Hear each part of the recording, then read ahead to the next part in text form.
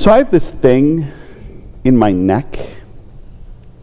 According to my physical therapist, back when I had a physical therapist, I have this weak muscle somewhere in here. Probably because I look just slightly down, way more than my prehistoric ancestors did. And all of the other muscles have to compensate for that one little weak muscle. And they get tired, and they get stressed, and they get annoyed. And at the best, what that results in is this weird crackly shoulder thing. If I put a mic up to this and kind of did a shoulder roll, you'd hear it like a cement mixer, all of those muscles pulling and moving in weird ways. At worst, there's a little pinchy headache right behind my ear, and then a tension headache that starts here and goes all the way around and down the back of my head and through my neck and into my shoulder. And at the very, very worst, it feels like there's a hand on the back of my skull just pulling down, like it's trying to snap my head clean off. It can be absolutely debilitating, but most of the time it's okay. And according to my physical therapist and my nurse practitioner, I have a choice. My physical therapist said, there's a bunch of exercises that I can do. I can stretch and move and do yoga. I can do these weird little neck sit-ups to help strengthen that muscle. And according to my nurse practitioner, I can take that dual action Advil stuff. So I take the dual action Advil stuff. And I live with it. The occasional small headaches and the less occasional giant debilitating headaches are just parts of life. They're just part of how the world is. And we all have those things, right? Those things that are just part of life, just how the world is. It might be the headaches or some other ache. Our legs might not work as well as they used to. Our knees might get a little more tired. It might be the way that our significant other chews, or the way that our coworker plays the worst music in the world all the time.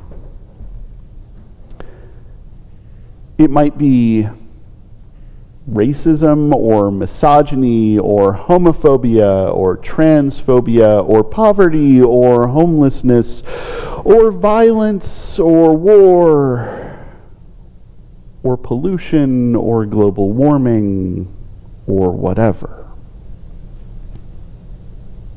It's just how things are. It's just the way that the world is. Our psalm today starts with a phrase that gets misused. The fool says in their heart, there is no God. And the reason that I say that that's a phrase that gets misused is because this is not a psalm about the existence of God. It does not say, the fool says in their heart, there is no God, and then move on to the ontological argument. It moves on to how people are mistreating other people.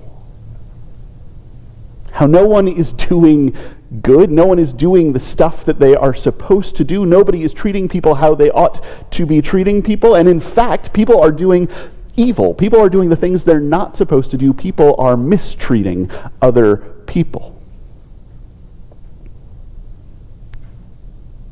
And we all do that a little bit.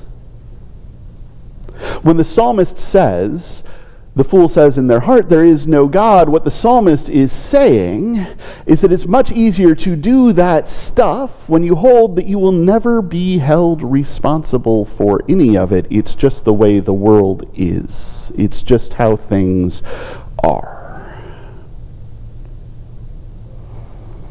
There's no God. There's no justice. There's no accountability. There's no anything. So I can just get on with my life of doing the things I shouldn't be doing and mistreating people, not loving others, not caring for others, not being merciful, not being human. It's all fine. It's all okay. Because when the fool says there's no God, they're saying there's no comeuppance. At no point will I stand before anyone and have to explain myself. There's actually a worse thing we can do than say that there's no God. I want to be really clear about that. There's this thing that we can do that changes who God is, so that God conforms to the things that we say the world is. We are good. And by we, I mean people, at taking justice and reshaping it. We can say that it is justice, that there is criminal law for the poor and civil law for the rich, that some crimes are just about what they cost to commit, that we can take people and put them in prison cells. We can put them in solitary confinement for 23 hours a day, or for all but 1 hour a week. We can do that for their entire lives. We can do that for their entire lives, and then on the off chance that they get to leave, we can make them pay for the time that they were in there. We can charge them for what we do to them because they're criminals. And that right there is what justice looks like. That's how it is. That's the way that the world is. That's justice. We can take charity and stretch it out until it is thinner than thin. We can tell someone, I know that you are hungry, but if you want a morsel of bread, show me that you will work for it. Even if that is an incredibly demeaning job, just show me that you'll do it, and then we will feed you. You want a house? You don't want to sleep outside in January in Iowa? Show me that you can work for it. Show me that you deserve it. Show me that you can earn it, and then you'll get it. Well, some of it. You'll have to do the rest, and you'll have to show me that you are continuing to try to do the rest, and for every bit more that you make, we will take a little bit more away, so that there will be a cliff that you have to look out for. And there will be forms and home visits and all of the stuff, and that is charity. That's the way that the world is. We can take peace and squish it flat and throw it against the wall. We can pretend that peace is just the absence of conflict, the absence of open conflict, that if we're not hitting each other, it's peace. Or worse, that it's just an equilibrium of violence. If we're afraid enough of each other, if we know that we can hit each other, that's peace. We can take love and pervert it.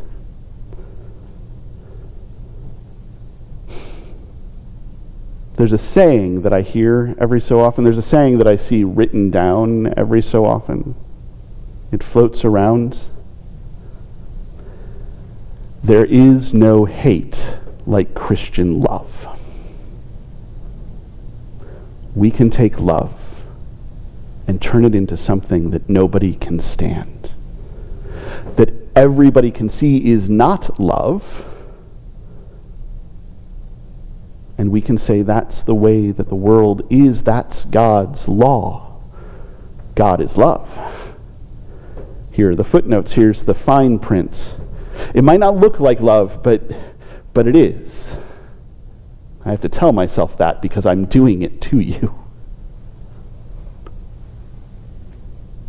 We can take all of these things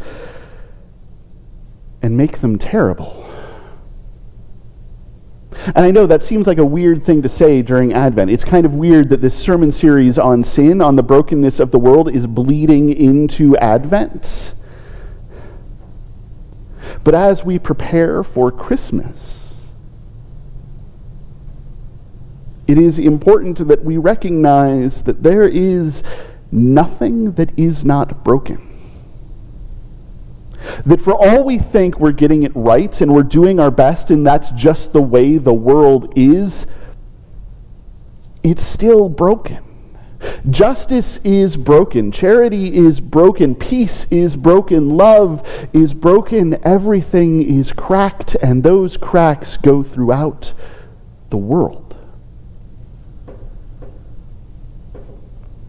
And that's a hard thing to come to terms with. But here's the good news about what is coming. One of the most powerful claims of Christianity, and not just Christianity, but definitely one of the most powerful claims of Christianity, and something that I've said here before again and again and again, is that God is love. Not our idea of love, not the thing that we want to shape love into, but love, with no footnotes and no fine print. Love, with no footnotes and no fine print, is justice. Love with no footnotes and no fine print is charity. Love with no footnotes and no fine print is peace. Love with no footnotes and no fine print is hospitality. Love with no footnotes and no fine print is life. Love with no footnotes and no fine print is God. The promise of our faith is that what is coming is the reparation of all those cracks. It's the fixing of everything. And we might not even be able to recognize the world as God is making it.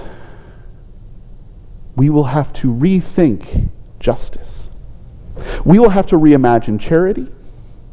We will have to rethink peace. We will have to reimagine love. We will have to redo everything from the ground up, filling in the cracks, making all things new, repairing an entire world. And that is not easy work. That is not light work. That is not a simple thing to do. But it is the only thing that will save us from the prisons that we don't know that we're in, from the work that we don't realize that we're doing just to survive, from the battles we don't know we're fighting,